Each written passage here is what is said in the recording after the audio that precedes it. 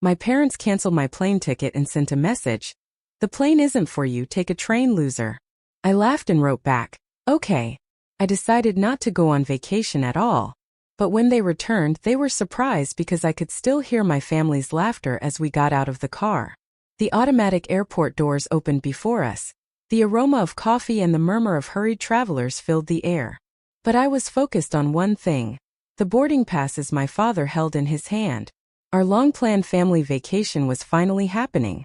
Or so I thought. James, grab the luggage, my mother said, already pulling out her phone to take pictures. Make sure you don't lose your passport this time. I stared and loaded the suitcase onto the cart, ignoring the jokes. My younger brother Daniel was glued to his phone, ignoring me as I pushed through the crowd. We arrived at the check-in counter and my father handed me the tickets with a smile. The glint in his eyes was something I couldn't identify. The airline employees scanned each one, their fingers fluttering over the keyboard. Then she frowned and looked at me. Sir, I don't see your ticket in our system. I blinked. What do you mean? My ticket should be with the rest of my family. We're going together. She checked twice. I'm sorry, but your ticket was canceled 2 days ago. There's no seat reserved in your name. I felt a knot in my stomach. But it must be a mistake. Check again. My mother giggled and I turned to see her and Daniel grinning at their phones. My father, with a miserable effort to contain his laughter, patted me on the back. But you're not coming, son. What? My voice came out hoarse. My phone vibrated, a message from Dad. The plane isn't for you, take a train vacation, loser. Daniel burst out laughing. Dude, you should see your face, classic. I stared at them, absorbing the weight of their betrayal. It wasn't an innocent joke.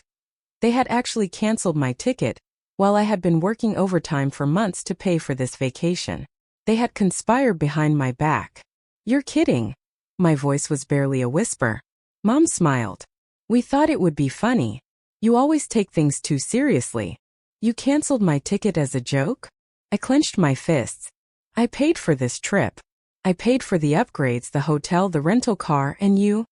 Oh, don't be so dramatic, Dad interrupted, grabbing his carry-on luggage. You work all the time. I thought you could enjoy a vacation at home. A fury surged through my chest. You knew how much I needed this break. I've been paying your bills, Daniel's tuition. You'll survive, Daniel muttered, returning to his phone. Relax, relax, he scoffed, shaking his head. You have to be kidding. But they weren't. My family, my own blood, was leaving me behind like a lost embrace, laughing as they headed to security. Dad gave me a casual wave over his shoulder. See you in a week. Don't burn the house down.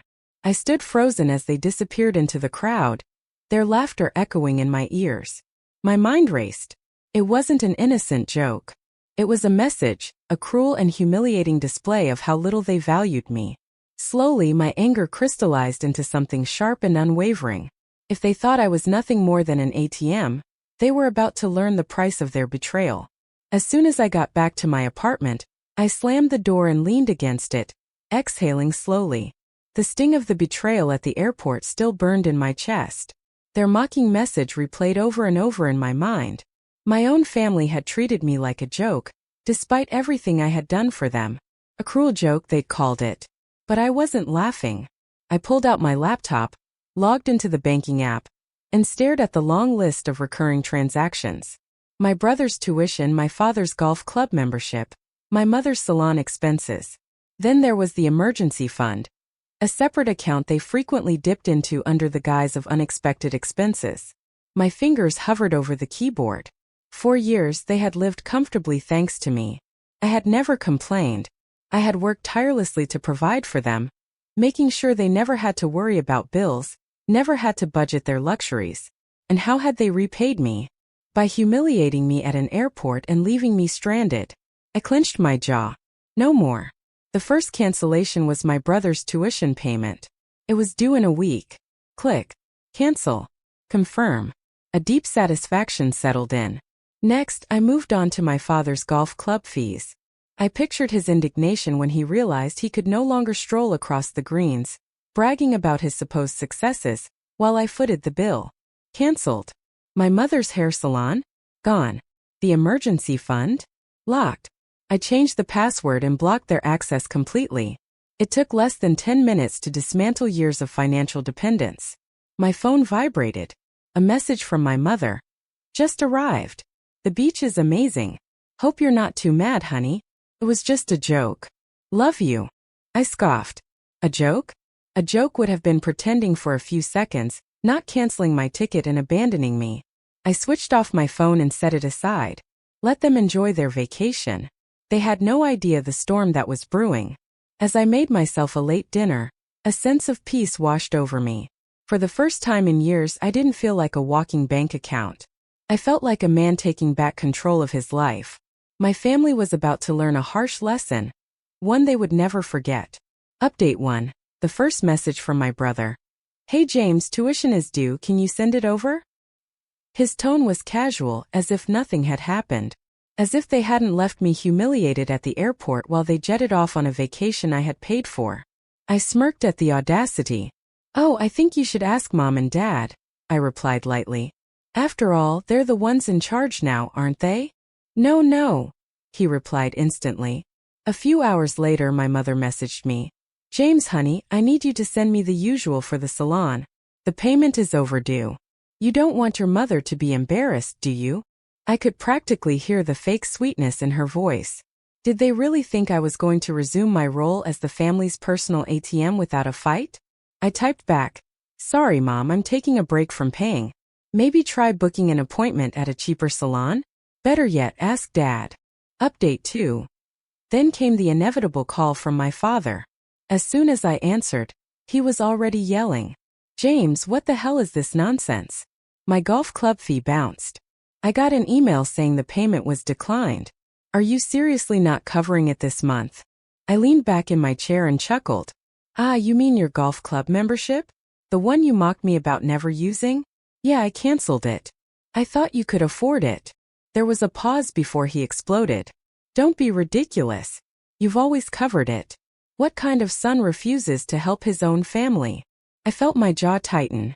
The kind of son whose family thought it was funny to cancel his flight and abandon him as a joke. The silence on the other end stretched. Then he scoffed. You're overreacting. It was just a joke. Enough of this nonsense and send the money. Not going to happen, I said firmly. Maybe you should plan your budget better. Or cut back on those expensive vacations. I hung up before he could respond. For the first time, I felt something akin to satisfaction. They had relied on me for years without a second thought, taking it for granted that my money would always be there to prop up their lifestyle. But now reality was setting in, and they were starting to squirm. Over the next few days, their messages became more desperate. My brother tried calling 3 more times, each time with increasing urgency. My mother sent me an endless text about how they supported each other and my family, conveniently forgetting how they'd treated me. My father, predictably, alternated between rage and guilt, but neither was effective. And then, the final breaking point. I received a message from my mother saying, James, we're coming home early. We need to talk. I smiled to myself. Let them come. This time I was ready. Update 3. As soon as my parents walked through the front door, the air grew heavy. My father threw his suitcase aside, his face drawn with frustration. My mother trailed behind him, sunglasses still on, though her vacation glow had vanished. They didn't greet me. They didn't need to. Their expressions said it all. How dare you? My father growled, his voice thick with disbelief. You canceled everything. My golf membership, your mother's salon, your brother's tuition. I leaned back in my chair, arms crossed. That's right. Thought it was funny to leave me stranded at the airport? Well, just returning the favor. My mother's lips parted, but no words came out. My brother Ben wasn't so reserved. He stepped forward, desperation replacing his usual arrogance. James, come on, I need to pay my tuition. They can't kick me out of school. I let out a cold laugh. Not my problem. Maybe Mom and Dad should have thought about that before pulling their little prank. My father slammed his hand on the table. Where's your family? We raised you. You owe us. I sat there staring him down. No, I don't. You took my money for granted. You treated me like a walking ATM, and you humiliated me. Well, congratulations. You're on your own now. A tense silence filled the room. My mother finally spoke, her voice trembling. It was just a joke, honey. I scoffed. And this is just a lesson. I walked past them, grabbing my keys. At the door, I turned around. Good luck figuring things out, losers. Then I left, leaving them with the consequences of their own betrayal. Days passed, and the silence from my family was deafening. Then one night my phone buzzed nonstop with desperate calls and messages. My parents' bank account was drained, bills were piling up, and the reality had finally set in. I ignored the first few, but then a video call came through. I answered, and my mother's face appeared. Her usual confidence was replaced with utter exhaustion. "James, please," she whispered. "We need your help. We didn't realize how much we depended on you." My father appeared behind her, pride visibly shattered. "Look, son," he said, forcing his voice steady. "We made a mistake, but punishing us like this is too much." I leaned back, watching their desperation. "Funny," I said. "You didn't think leaving me stranded was too much. But now that the joke's on you, it's different." Ben's voice came from off-screen. "James, I'm going to get kicked out of school.